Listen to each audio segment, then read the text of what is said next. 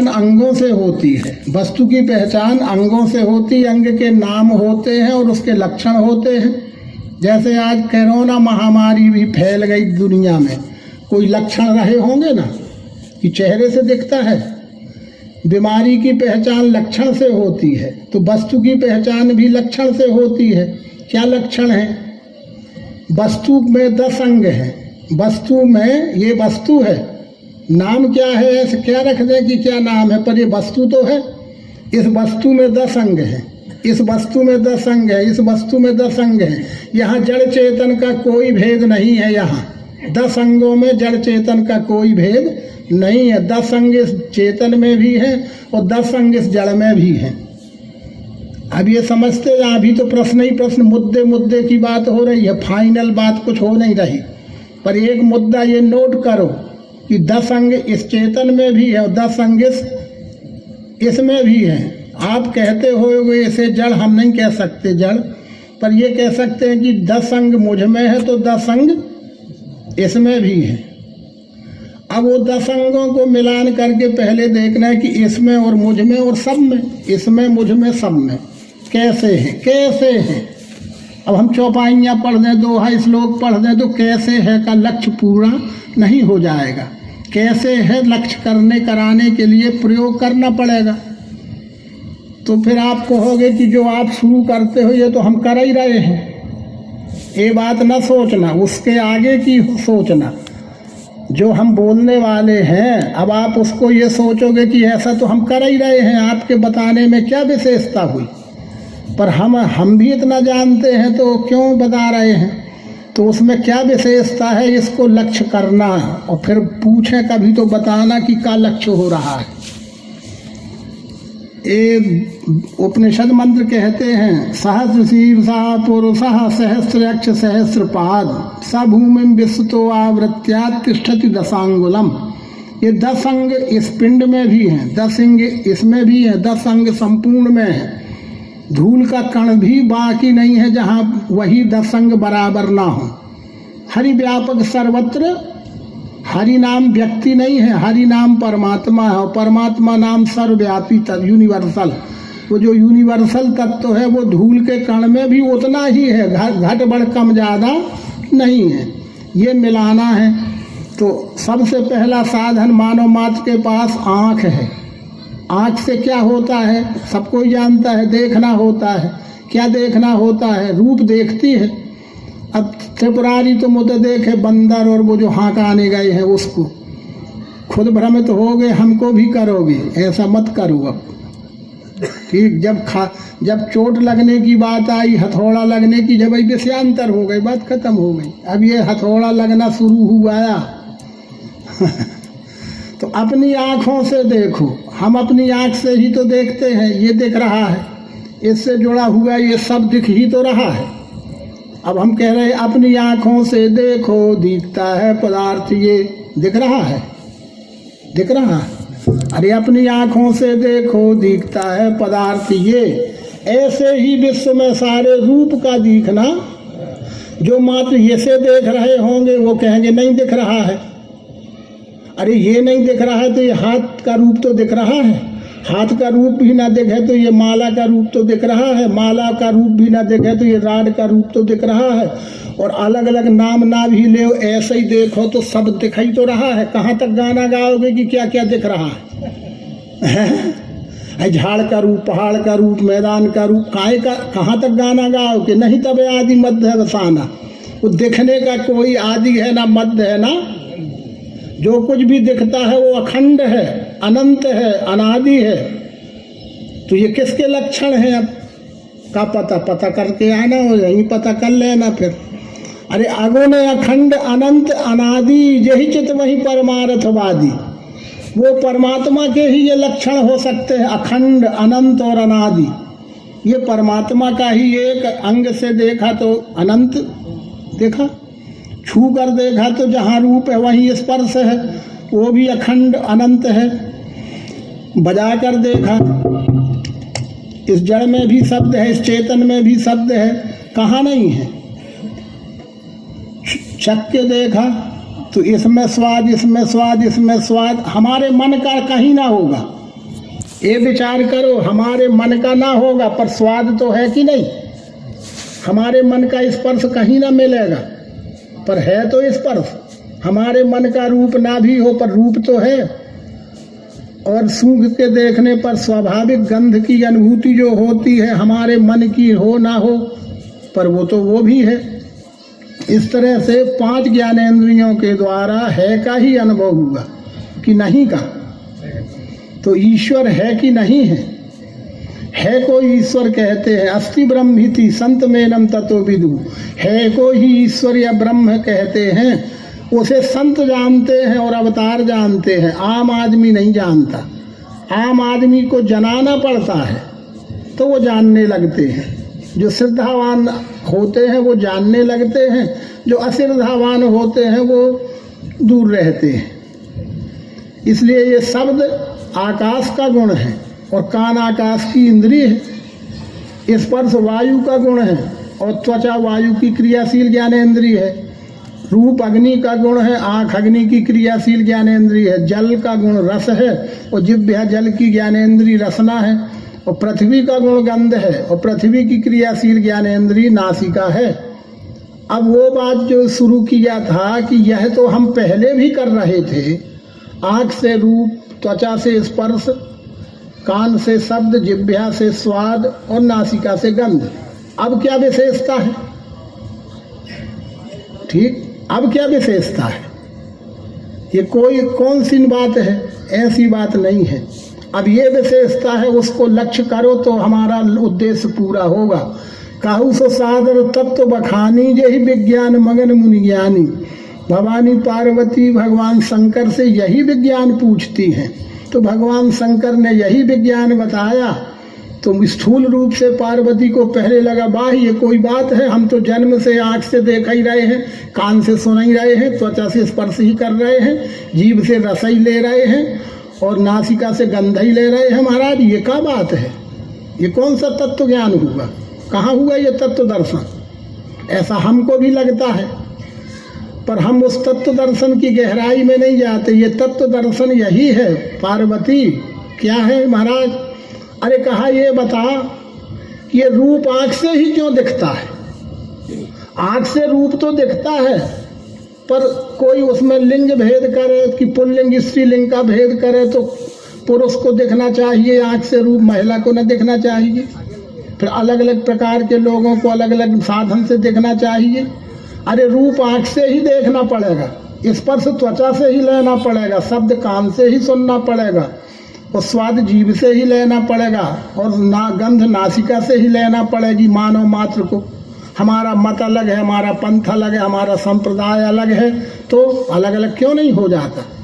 होगा तुम्हारे घर में होगा, सिद्धांत में ये कुछ भी नहीं होगा। वह है सनातन, वो है सनातन, धर्म सनातन है। तो आँख से रूप दिखना सनातन है, त्वचा से स्पर्श होना सनातन है, जिह्वा से रस आना सनातन है, नासिका से गंध आना सनातन है। तो ये 5 तत्व सनातन है। आकाश, वायु, जल, पृथ्वी। अग्नि का गुण रूप और अग्नि की इंद्रिय आँख है, इसलिए अग्नि के प्रकाश में आँख से रूप दिखता है। अग्नि किससे बनी? किसने बनाया? परमात्मा के साकार स्वरूप के 8 अंगों में का एक अंग अग्नि है, उसी की अनंत आंखें हैं, उसी का विस्तार रूप है। परमात्मा के साकार स्वरूप के 8 अंगों में का दूसरा अंग आकाश है, उसी के अनंत कान हैं, उसी के अनंत शब्द हैं। परमात्मा के साकार स्वरूप का तीसरा अंग वायु है, उसी की अनंत त्वचा है। 4 खानी के शरीर को त्वचा कहा है वेदों ने और रामायण ने। त्वक 4 निगमागम भने, ये उद्भिद स्वेदा जंडा जारज, ये त्वचा है परमात्मा की। और सब स्पर्श का ज्ञान सब इस त्वचा से होता है। परमात्मा के साकार स्वरूप का चौथा अंग जल है, जल की अनंत जिह्वाएं हैं और रस उसका सब जिह्वाएं स्वाद ही लेती हैं। परमात्मा के साकार स्वरूप के 8 अंगों में का 5वां अंग पृथ्वी है। ये जमीन नहीं, पृथ्वी तत्व अलग है, जमीन बात अलग है। पृथ्वी तत्व है, उसका गुणगंध है और उसकी ज्ञानेंद्रिय नासिका है। ये पृथ्वी तो महाभूत है जिसमें 5 हैं। पृथ्वी में भी 5 हैं, और जल में भी पांचों हैं, और पांच में पांच मिले वो खिचड़ी है पांचों की। 5-25 गुणों की लीला सब मिलकर यह विश्व बना। खिचड़ी में क्या क्या रहता है? चावल अकेला, दाल अकेला, जो डाल दे सब सब डल जाएगा, सब खप जाएगा, वही खिचड़ी है। ये 5 तत्वों की खिचड़ी ये है कॉम्बिनेशन, सम्मिश्रण। ये 5 तत्वों का मिश्रण, ये आदि अंत रहत अनंत विस्तार में जो दिख रहा है, यही छित जल पावक गगन समीरा पंचरचित है अधम शरीरा या सकल शरीरा। अब अधम क्यों कहा है?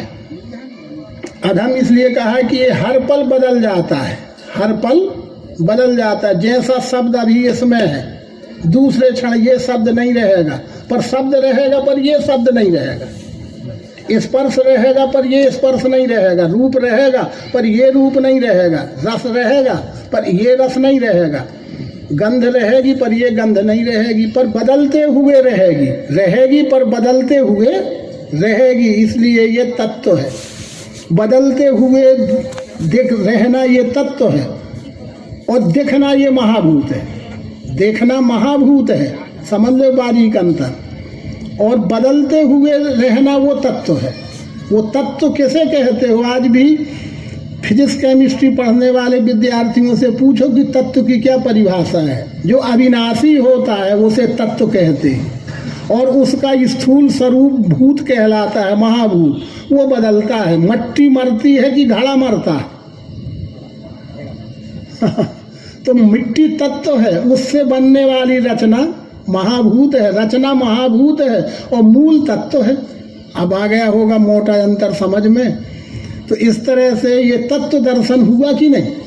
इसमें भी आकाश है। कैसे? स्काई नहीं है इसमें, पर आकाश है। स्पेस को शब्द गुण से उसकी पहचान होती। स्पेस है माने आकाश है, स्पर्श है माने वायु है, रूप है यानी अग्नि है, रस है माने जल है, और गंध है माने पृथ्वी है। ये शब्द स्पर्श रूप रस गंध गुण रूप से पांचों इसमें सब में। तब भगवान कृष्ण ऐसे नहीं कह रहे थे, अर्जुन अविनाशी वही जानो व्याप्त जो सब विश्व में। अब विनाशी है कि अविनाशी है? अरे अविनाशी अप्रमेय नित्य तिसके शरीर, ये विनाशी है के है ज्ञानी इसी से लड़ भारत। हे भारत अर्जुन, संसार में परोक्ष ज्ञानी जितने हैं वो सब इसको नाशवान कहते हैं, पर कहते हैं, पर उनसे निवेदन करो कि नाश करके तो बता दो क्या नाश है। क्या इसका नाश कर देगा कोई? तुम तोड़ फोड़ दोगे तो कहोगे देखो नाश हो गया। अरे इसका आकार बदल गया, पर अभी ये आकार में हो गया, और तोड़ दोगे तो फिर पाउडर हो जाएगा। कितना भी विघटन करोगे पर वो अणु परमाणु और कितना भी रहेगा, वो है रूप से रहे। गार्ड पार्टिकल, उसको भौतिक साइंस में भी गार्ड पार्टिकल कह दिया। वो बीज रूप रह जाएगा, पर है का नाश नहीं होता है। आकाश वायु अग्नि जल पृथ्वी ये अविनाशी हैं। तो ये पांचों तत्व अविनाशी हैं। इस तरह से 5 इंद्रियों का लय 5 तत्वों में हो गया। लय हो गया माने ये आंख निकल के अग्नि में चली गई क्या? कुंड में कहीं, हवन कुंड में। आकाश निकल के कहीं चला गया क्या? गए आए कहीं नहीं, वो तो जहाँ के तहाँ लगे हैं। पर वो लय होना यानी अपने मूल स्वरूप की पहचान हो जाना। आकाश को अपने मूल स्वरूप की पहचान हो गई कि हम आकाश से हैं। त्वचा को पहचान हो गई कि ये वायु से है। नेत्र में से पहचान होगी कि हमारा संबंध अग्नि से है। जिह्वा को पहचान हो गई कि हमारा संबंध ब्रह्मांड के जल से है। और पृथ्वी के गुण से पृथ्वी की पहचान हो गई कि हमारा संबंध विश्व के आकाश वायु अग्नि जल पृथ्वी से है। हम, मैं और वह अखंड है। ये अखंडता और एकात्मता का अनुभव ज्ञान हो जाना ही लय हो जाना है। छठवां साधन मानव मात्र के पास मन था, मन है। उससे सदगुरु ने प्रयोगात्मक पद्धति से समझाया कि जहाँ 5 प्रकार का जो कुछ भी ये समुच्चय है, ये संपूर्ण समुच्चय 5 प्रकार का संगठक स्वरूप है, वो हलचल करता है। उसमें उत्पत्ति स्थिति लय की क्रिया होती है। तत्व जड़ हैं, तत्व जड़ हैं, खुद कोई काम नहीं कर सकते हैं। उनमें क्रिया शक्ति के रूप में यस्य यस्य पदार्थस्य यह शक्ति हृदयहृता, सासा माहेश्वरी देवी सासा देव महेश्वरा। शक्ति काम करती है, शक्ति काम करती है। वो क्रिया शक्ति 3 गुण है। हमारे में कौन काम करता है? शक्ति काम करती है। ये धूल में कौन काम कर रहा? शक्ति काम कर रही है। सूर्योदय अस्त होना, ठंडी गर्मी वर्षा होना, कौन काम कर रहा है? शक्ति काम कर रही है। पिंड में हो चाहे ब्रह्मांड में हो, 3 गुण ही शक्ति है और 3 गुण की क्रिया शक्ति है। तो 3 गुण इसमें भी हैं। कैसे हैं? व्यवहार में पता चलते हैं। वस्तु से व्यवहार करने पर उपयोग से परिणाम तक जो वस्तु जिस व्यवहार की है, ये खाने की होगी, कुछ बोलने की होगी, कुछ स्वागत की होगी, कुछ पढ़ने की होगी, जो वस्तु जिस व्यवहार की है उससे वैसा व्यवहार करने पर उपयोग से लेकर परिणाम तक जो सुखानुभूति होती है वो सत्वगुण है। उपयोग अच्छा, परिणाम अच्छा नहीं लगता व्यवहार में, वो रजोगुण है। उपयोग से लेकर परिणाम तक दुख होना, ये तमोगुण है। तो ऐसा एक आध में करके देख ले तो पता चल जाएगा। अभी ये माला है, स्वागत हुआ है, खिले हुए फूल हैं, साफ सुथरे फूल हैं, स्वागत हुआ है, अच्छा है, मन कहता है अच्छा है। बहुत से हाथों में लगते लगते और कुछ देर रखे रखे ये गंदला भी हो गया और मुरझा गया तो अच्छा तो है, लेकिन वो लेकिन लग गया, यानी कुछ खोट लग गई, वो रजोगुण हो गया। और बिल्कुल सूख गया जिस दिन तो विसर्जन कर दिया नदी तालाब में, तमोगुण हो गया। तो ऐसी वस्तु धरती में, सुरों में, स्वर्ग में नहीं। सुई की नुक बराबर कोई जगह खाली नहीं है जहाँ 5 तत्व ना हो, और जहाँ 5 है वहाँ 3 ना हो, ऐसा संभव नहीं है। इस तरह से 8 मिलके, ये 8 का समुच्चय है। तो ये 8 है कि 1 है? क्या है ये? अरे एक बात बताओ, तुम तो कई बात बोल रहे हो। ये 1 है कि 8 है? देखो, ये कोई 8 कह रहा, कोई 1 कह रहा। ठीक है, जो 1 कह रहे हैं वो फिर से विचार करें। 1 कहने वाले विचार करें कि अभी अभी तो प्रयोग किया है, शब्द भी है, स्पर्श भी है, रूप भी है, रस भी है, गंध भी है, अच्छा भी है, बुरा भी, अच्छा बुरा मिश्रित भी है। तो 8 नहीं है क्या? है। और जो कहते हैं 8 है वो विचार करें कि इसमें का शब्द निकालो फिर इसमें शब्द न रह जाए, इसका स्पर्श निकालो फिर स्पर्श न रह जाए, रूप रसगंध न रह जाए, सतरतम न रह जाए, ऐसा भी नहीं हो सकता। तो फिर क्या है? अरे इसलिए अष्टांग क्षर साकार नहीं रूप मिठास में, 8 अंग मिल 1 में ही 8 मिल के 1, और 8 की समुच्चय अवस्था का नाम ही सगुण है। सगुण एक नाम दे दो, सगुण 8 उसमें लय हो गए। यद गुणे से वर्तमानम तत्सगुणम। ये 8 गुण कौन? तू कृपालु है, दयालु है, अनेकों को तारा है, मुझे भी क्यों ना तारेगा, मैं जबरन तरने आया हूँ। ये बातें गुणवादी नहीं है। ये शब्द गुण, स्पर्श गुण, रूप गुण, रस गुण, गंध गुण, सतोगुण, रजोगुण, तमोगुण, ये मेरे गुण गामे रमा करें। भगवान कृष्ण कहते अर्जुन, ये मेरे गुण हैं। यद गुणे सह वर्तमानम तत्सगुणम। गुण के सहज जो सदा वर्तमान है ये सगुण है। देख ले कितना बड़ा सगुण है। अब आकार सह वर्तमानम तत्साकारम। ऐसे ही रथ में बैठे हैं समानांतर, कुछ नहीं हलचल हुई है महाभारत के प्रमाण से, कोई हलचल हुआ ही नहीं। केवल अर्जुन और कृष्ण के बीच में आत्मयोग का संवाद हुआ है। कृष्ण जी कहते कि देख ले पार्थ, मेरे अनंत स्वरूप है, अनेक भांति के दिव्य अनेक रंग रूप के। तो हम भी इस पंडाल के अंदर बैठे बैठे अनंत देख रहे हैं कि नहीं? इस एक में ही अनंत रूप नाम सब इसी एक में ही तो दिख रहे हैं। यही साकार है, यही सगुण है। और ये साकार भी उस साकार से अलग नहीं है। ये साकार उस साकार से, ये साकार उस साकार से, ये सब मिलके ही तो वो साकार है। अलग होने का प्रश्न कहाँ है? सब आकार मिलके जो एक ही साकार है वो मिलके एक साकार है, सगुण है। तब तुलसीदास जी ने यही कहा था कि निर्गुण रूप सुलभति सगुण न जाने कोई। एक तो बड़ी बात हो गई। आज हम अनेक लोग सगुणवादी होंगे, साकारवादी होंगे, और हमें कहते हैं कि ये सत्संग निराकारवादी है, साकार को ये लोग नहीं मानते, आदि आदि कल्पित आरोप प्रत्यारोप एक दूसरे को लगाने की मनुष्य की आदत होती है। पर तुलसीदास जी कहते हैं कि निर्गुण रूप सुलभति सगुण न जाने कोई। सगुण तो कोई जानता भी नहीं है। अब निर्गुण का जानना सरल है, सगुण का जानना कठिन है। और हम कहते हैं हम सगुण जानने वाले हैं। तुलसीदास जी कहते हैं सगुण इतना बड़ा होता है तुम्हें पता नहीं है। ये आदि अंत रहत अनंत विस्तार में जो दिख रहा है यही तो सगुण है और यही तो साकार है। ये यही सगुण है और यही साकार है, ऐसा बिरला लोग जानते हैं। ये बिरले लोग जानते हैं कि ये यही जो दिख रहा है यही तो सगुण है और यही तो साकार है।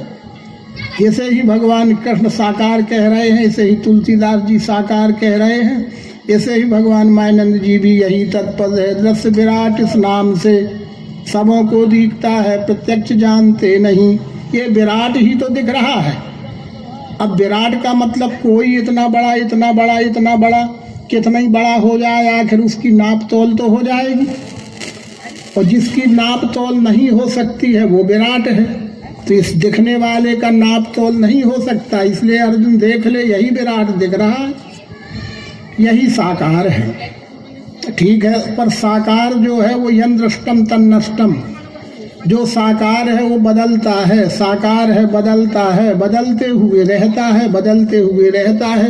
जड़ चेतन कुछ है नहीं। ये जड़ है कि चेतन है, यहाँ फैसला कर ले, फिर आगे बढ़ेंगे नहीं तो बात रह जाएगी। ये दिखने वाला मेरे हाथ में लिया हुआ जड़ है कि चेतन है? जो कहे सो कह दे, कोई सजा नहीं होगी। जड़ कहा जा रहा है, जड़ है, और ये बोलने वाला चेतन है। कैसे चेतन रहा ये? जब तक इसका भोजन नहीं करेगा तो ये बोल पाएगा। और जो चीज़ें मैंने खाई हैं, दाल चावल रोटी सब्जी आदि, वो चेतन खाई हैं कि जड़ खाई हैं? है तो वो जड़ चीज़ें मेरे में चेतन कैसे हो गई? मैं कैसे चेतन हो गया? हम जो भी भोज्य पदार्थ खाते हैं वो जड़ है कि चेतन है? ये फैसला करो अपने अकल से। अगर वो जड़ है तो तुम्हारे में चेतनता कैसे आई? ये चेतन का रहस्य है। चेतना के 3 स्तर हैं अर्जुन। स्थूल चेतना, सूक्ष्म चेतना, कारण रूप चेतना। ये भोज्य पदार्थों में जो बीज रूप था, कारण रूप था, वो भोजन करने के बाद कार्य रूप में आया। तो इसमें नाड़ी के रूप में कफ वात पित्त और मन बुद्धि अहंकार बन के कार्य करते हैं। और जब वो चेतना परिवर्तित हो गई तो तुम मुर्दा हो गए। मृत देह में और जीवित देह में क्या अंतर है?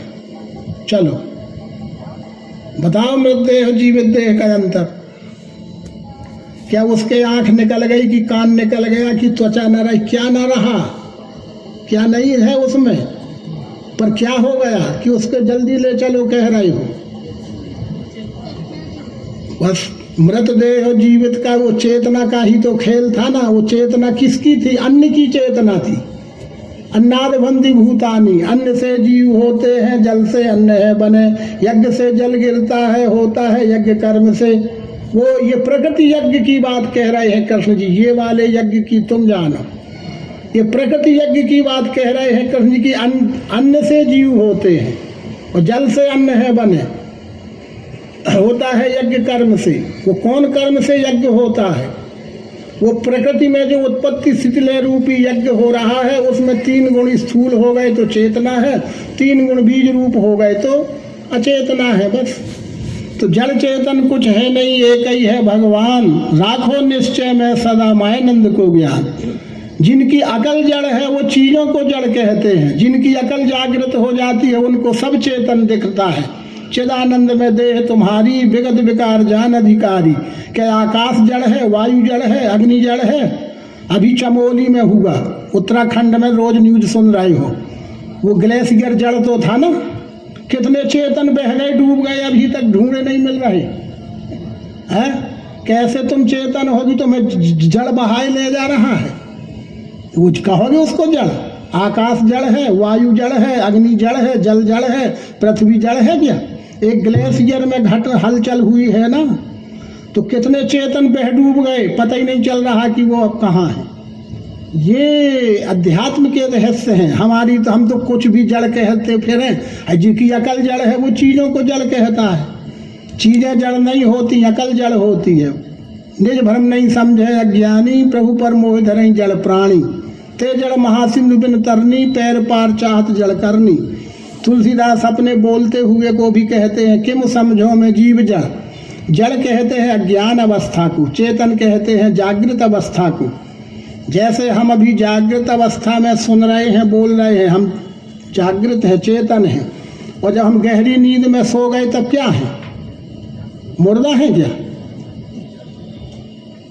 वो हमारी, और फिर हम जाग गए और फिर सो गए। रोज जड़ होते हो, रोज चेतन होते हो, रोज जगते हो, रोज सोते हो। सोई हुई अवस्था जड़ है, लेकिन क्या उस समय खाना नहीं पच रहा है, सांस नहीं चल रही है, हार्ट नहीं चल रहा है?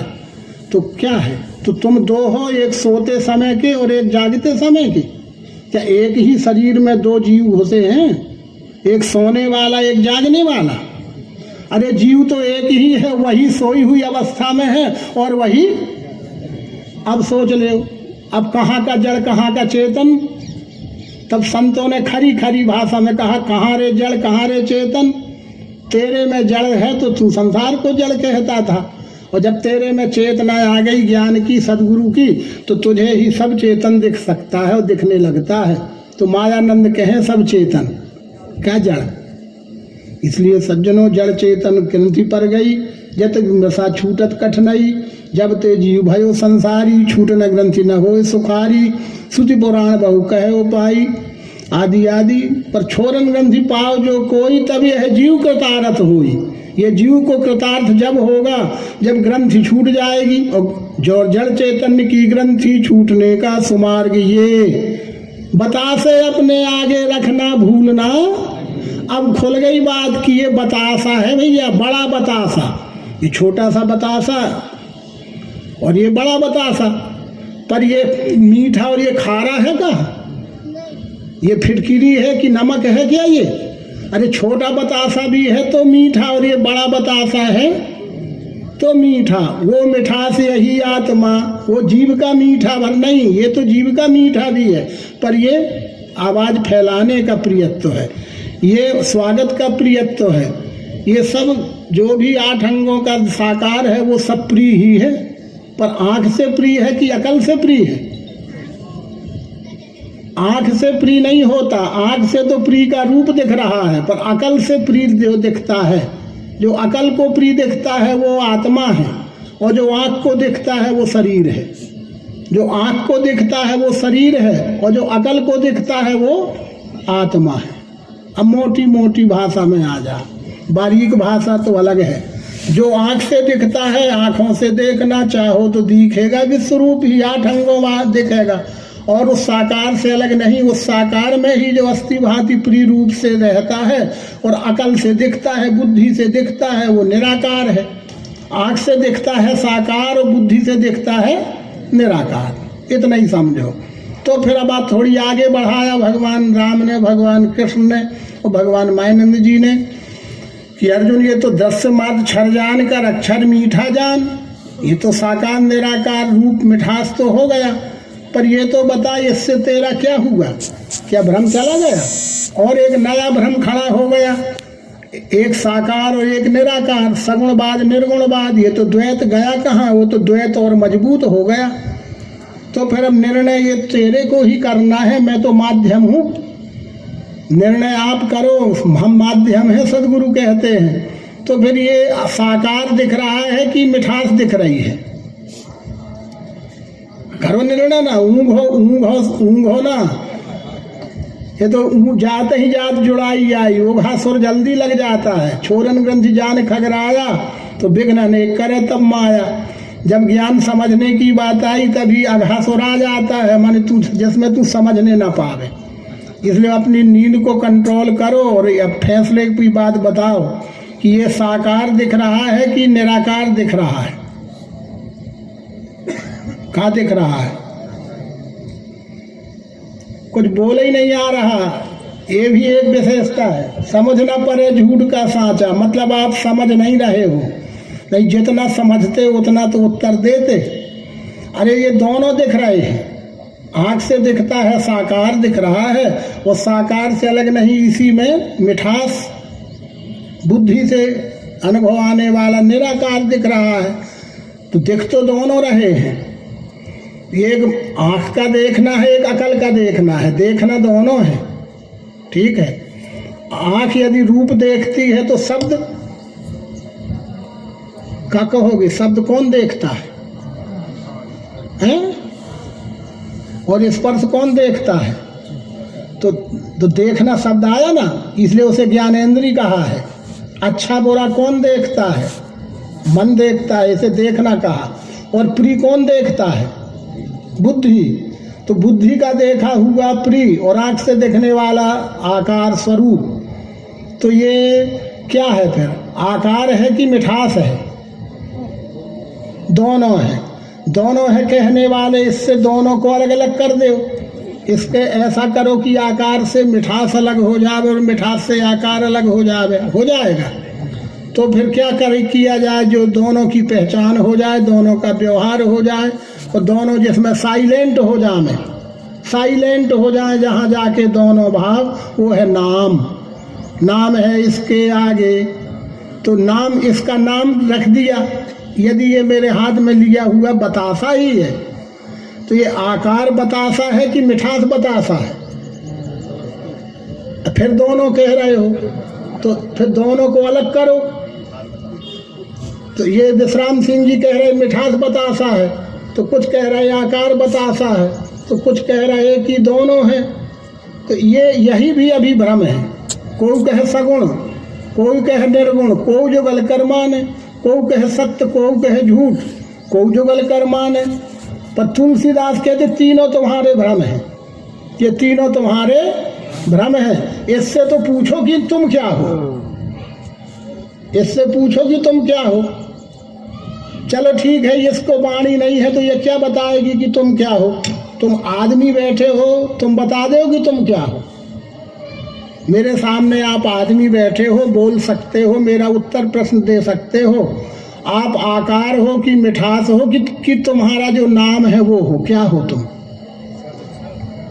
त्रिपुरारी बैठे हो तुम, तो आकार बैठा है कि निराकार बैठा है कि त्रिपुरारी बैठा है? और बुरा ना मानना, थोड़ी खड़े हो जा। अभी तो प्रैक्टिकल प्रयोगशाला है, नींद भी हटेगी। देखो हंस गए ना सब लोग, नींद भी तो हटना चाहिए। एक ठीक है, यहाँ ध्यान दीजिए, आकार खड़े हैं, निराकार आत्मा खड़े हैं कि त्रिपुरारी खड़े हैं? समझ के उत्तर दो ना, थोड़ी हमारे पास है। आकार चल रहा है, निराकार चल रहा है कि त्रिपुरारी चल रहे हैं?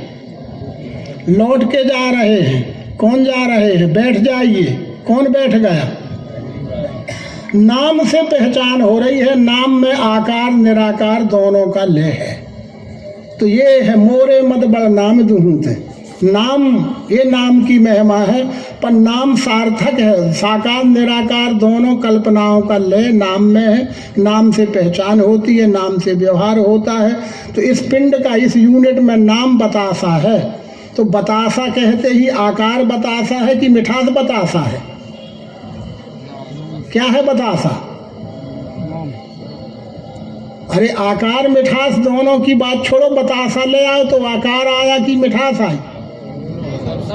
अरे सर्व है कहा, रस साकार वो ही है निराकार भी वही, दोनों का धाम भी है वो। कौन?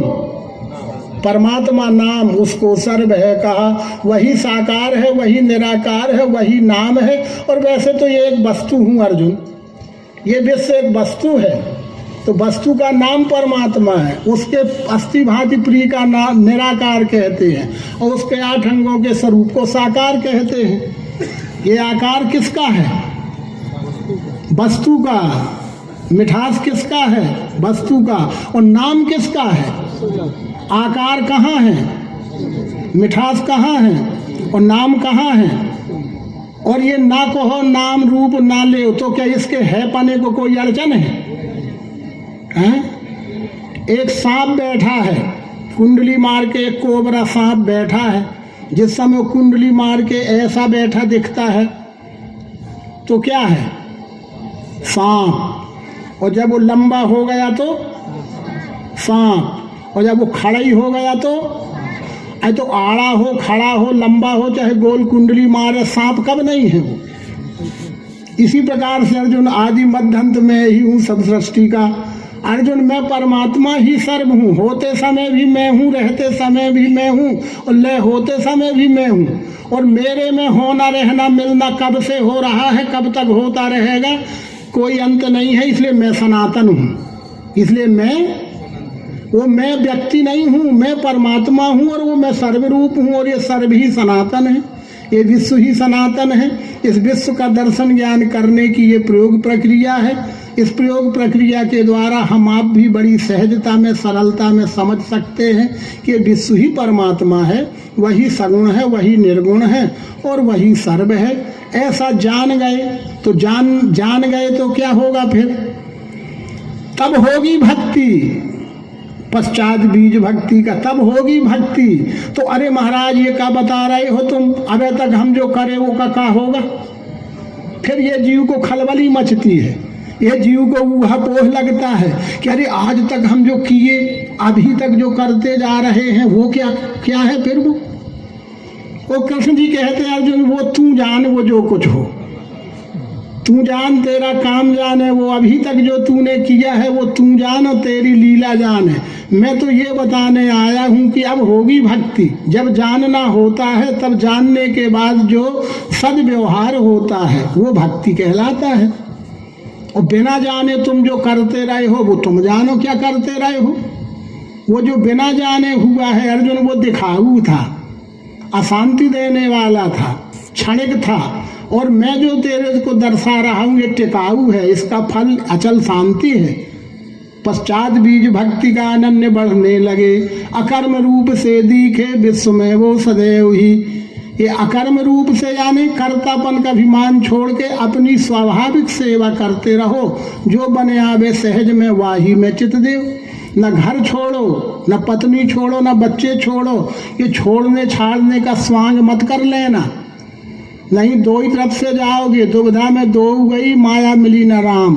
धोबी का कुत्ता घर का न घाट का दौड़ते ही भर रहता है। ऐसे ना हो जाना। अपना कर्म ईमानदारी से करो। ईमान भक्त किसे कहते हैं? ईमानदार होता है। अपने कर्म में सच्चाई और ईमानदार जो है वो भक्ति ही है। कहीं रहे, घर में हो तो, वन में हो तो, छल कपट बेईमानी छोड़कर निर्मल मन जन सो मोहि पावा। मोहि कपट छल छिद्र न भावा, जाके हृदय छल छिद्र दुरावा। सो नर सपने मोहि न पावा। हे अर्जुन मत्तः परत्रम नान्य किंचित अस्ति धनंजय। जो ये जान लेते हैं कि ये संपूर्ण वही परमात्म स्वरूप है, तो मेरा हर पल का व्यवहार परमात्म स्वरूप से ही हो रहा है, तो भूलना नहीं। अगर तुम भूले, नजर हटी दुर्घटना घटी। ये नजर हटी कि ये मेरा व्यवहार जिससे हो रहा है ये परमात्म स्वरूप है। मैंने समझा ये त्रिपुरारी है किसी गांव का, मैंने समझा ये बुद्धेश्वर है किसी गांव का, ये मैंने समझा ये महिलाएं देवियां हैं किसी गांव की। दुर्व्यवहार किए तो धारा न लगेगी। किसी गांव का हो कि किसी जाति पाति का हो, इससे क्या संबंध है। दुर्व्यवहार होते ही सजा हो जाएगी, फल बन जाएगा। इसलिए ब्रह्म के ध्यान से करे जो कर्म फल त्याग के, पापों में वो नहीं डूबे जल में पदु पत्र ज्यों। ब्रह्म के ध्यान से कैसे? ऐसे कैसे होगा? अरे व्यवहार करते समय, व्यापार करो, चाहे मजदूरी करो, चाहे न्याय करो, चाहे शिक्षण करो, हमारे साथ जिनसे व्यवहार हो रहा हो परमात्म स्वरूप से मेरा व्यवहार हो रहा है। तो परमात्म भाव समझ के व्यवहार होगा तो अशांति नहीं होगी, दुर्व्यवहार नहीं होगा, तो उसका फल भी सुख और शांति के रूप में परिणत होगा। इसलिए अर्जुन भक्ति नाम सेवा का है। सेवा होती है स्वभाव से, और स्वभाव में गुण कार्य करते हैं। हाड़ मास का पुतला कोई काम नहीं कर सकता।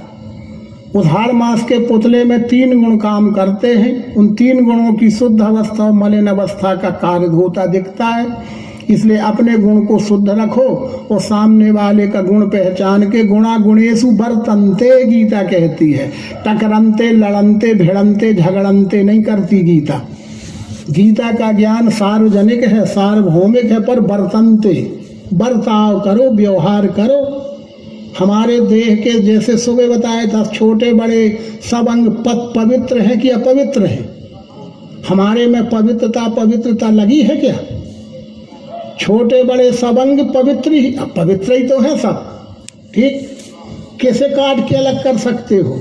मुंह से सब प्रकार का स्वादिष्ट भोजन लेने वाले को रखाए रहेंगे और मल विसर्जन करने वाले अंग को कटवा देोगे क्या?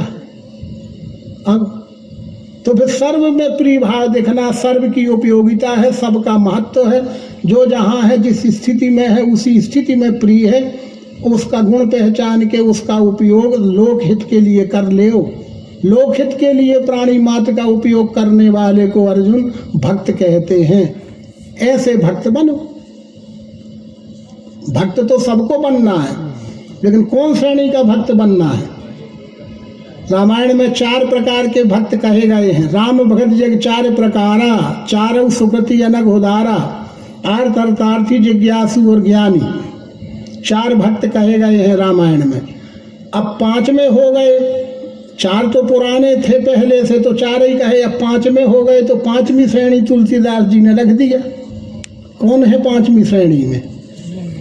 वो वंचक भगत कहाँ ही राम की।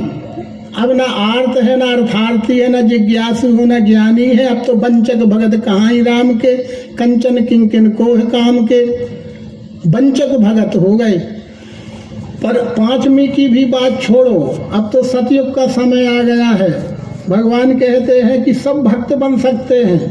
सबको ईमानदार हो जाओ, तुम भक्त ही हो। जो ईमानदार है वही भक्त है। जो ईमानदार है वही भक्त है।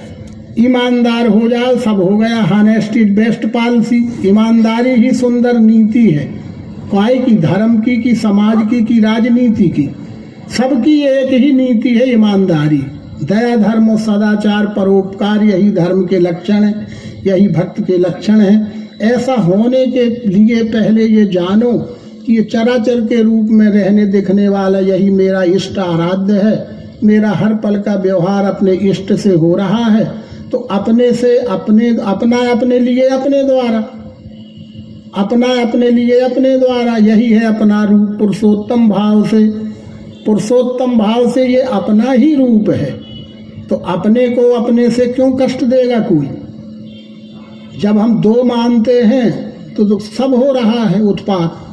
और जब हम अपने ही अपना देखेंगे तो अपने को कौन खरोंचता नोचता है? तो अपने अपनी मर्यादा में रहो, अपनी अपनी सीमा में रहो, अपने अपने अधिकार प्राप्त कर्तव्य में ईमानदार रहो। अर्जुन, यही भक्ति है। ये पराभक्ति है। श्रेष्ठ मुक्तों का ये पराभक्ति है। और तुम जो अभी तक करते रहे अर्जुन, मैं बताऊं, वो अपरा है। अपरा ये परा मेरी जो सो प्रगति अन्य है। तुम अभी तक जो बिना जाने करते रहे वो अपरा है। उसका फल चित्त शुद्धि तक है। परमात्मा अनुभूति और परम शांति से उसका कोई संबंध नहीं है। यदि होता तो तुम्हें मिल गई होती। जब नहीं मिली तो वो अपराध है। अब मैं तुझे परा बताने आया हूँ। वो संभवामी युगे युगे, युग युग में वह अवतार विश्वरूप परमात्मा ही विश्वरूप की पहचान भूले हुए लोगों को विश्वरूप का दर्शन ज्ञान कराने के लिए विश्व में की ही कोई वस्तु सामने रख के ये विश्वरूप ही परमात्मा है ऐसा दर्शन ज्ञान करा देते हैं। वही दर्शन ज्ञान भगवान श्री राम का है, जिसके कारण आज भी वो हमारे सब कुछ हैं। प्राण से भी और कुछ होता हो तो वो भी हैं हमारे। भगवान श्री कृष्ण हमारे सब कुछ हैं। और 9वें अवतार भगवान श्री मायानंदी ही सब कुछ होंगे और हैं, जिनको उनके दर्शन ज्ञान का लक्ष्य हो गया है। इसलिए धर्म ही प्राण है। धर्म ही प्राण है। धर्महीन प्रजा हो गई माने प्राणहीन हो गई। पर धर्म क्या है? जो धारण किया जाता है वो धर्म है। ये विश्व ही परमात्मा है, ऐसा निश्चय धारण हो जाना ही अर्जुन सनातन है और यही सनातन धर्म है। बाकी तो सब मत पंथों का झमेला है, इससे तू निकल। सर्वधर्मान परित्यजेत मामेकम शरणम व्रज। थाम तू मुझे एक को, ये विश्व रूप को तू जान ले, समझ ले और विश्व के साथ प्रेम में व्यवहार करो। इसी में तुम्हारा कृतार्थ होगा, मानव मात्र का कल्याण होगा। इससे ही धर्म सफल होगा, राजनीति सफल होगी, समाज व्यवस्था सफल होगी, मानव मात्र को हर क्षेत्र में सफलता की गुरु कुंजी यही राज विद्या राजगुह हैगा श्रेष्ठ पवित्र। ये सब विशेषताएं गीता में भगवान कृष्ण कह चुके हैं। अब यहाँ समाप्त करते हैं।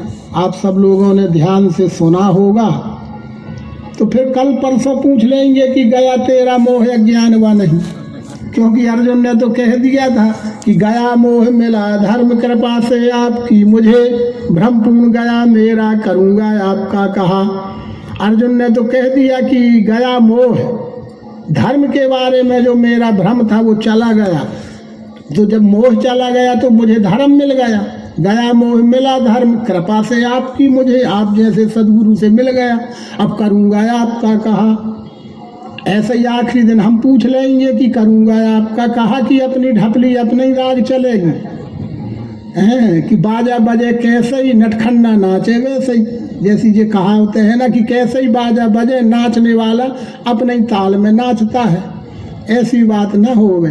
कुछ तो आचरण में आवे, और आचरणवान को ही भक्त कहते हैं, उसी को सब कुछ कहते हैं। सज्जनों, हम सबको आचरणवान ही बनना है, आचरणवान ही भक्त है। और आचरणवान चाहे वो धर्म में हो, चाहे समाज में हो, राजनीति में हो, जहाँ हो, धन्यवाद है उसको वो आचरण से अपनी सेवा निष्ठापूर्वक करे। इसी से मुक्ति है और यही भक्ति है। इतना ही कहते हुए आप सब ही आदरणीय भाइयों बहनों का आदर करते हुए समाप्त करते हैं। ओम शांति शांति शांति। सद्गुरु भगवान की जय, विश्व रूप परमात्मा की जय, सनातन धर्म की जय। मातरेवा नर्मदे हर।